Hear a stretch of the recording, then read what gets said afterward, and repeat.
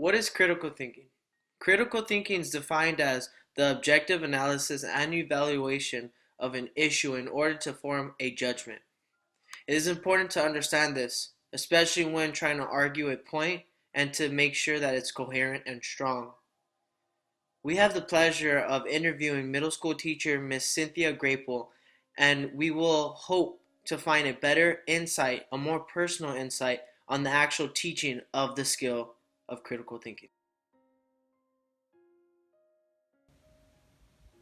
So the design of our school is formerly known as Expeditionary Learning. It is now called EL Education.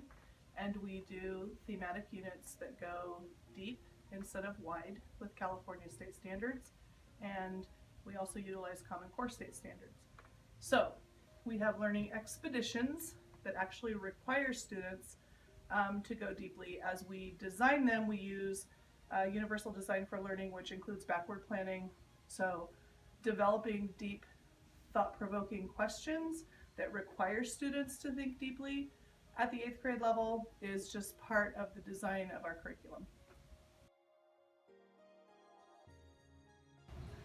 I think that all good teachers use critical thinking. Perhaps they use it in a different way than I use it. I use it all day long. That might be why you're tired at the end of the day. In lesson design, in your interaction with students, in evaluating your practice as a teacher and how you can be better and do better for your students so that they can learn more and that the curriculum is accessible to all students. So this, although it looks like art, is practice for critical thinking for students. Every single thing within here, within the criteria, they need to make thoughtful decisions as far as how to produce high quality work. So hopefully by our use of critical thinking, we are instilling that automatically into our students to use critical thinking. I don't necessarily think that I have changed as a critical thinker. I think that in some ways I'm more intentional about it, or as a professional, when we switch to Common Core state standards, when we're looking at the next gen science standards, we need to reevaluate what we're teaching, how we're teaching, how students can access the information.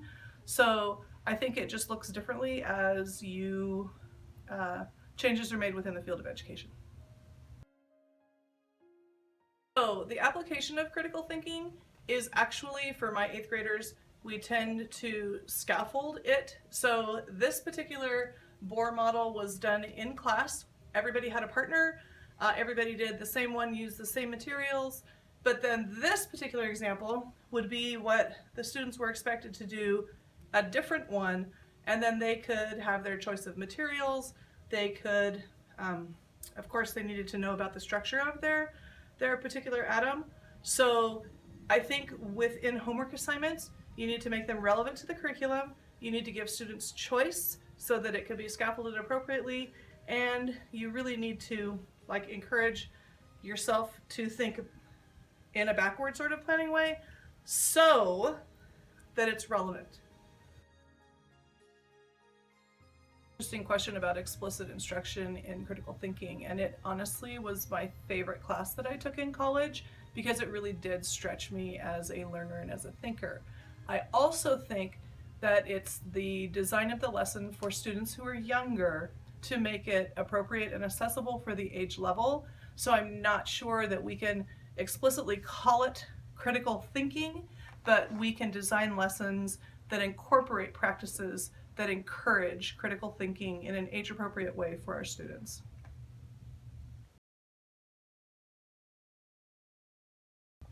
So as far as thinking critically and working with a team of people, I think it's super important that you learn from each other and just make having a growth mindset part of that.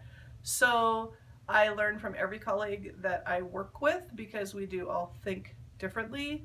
So I hope that professionals develop their critical thinking skills and continue to want to learn and continue to want to broaden their understanding so that you can apply that to your student work.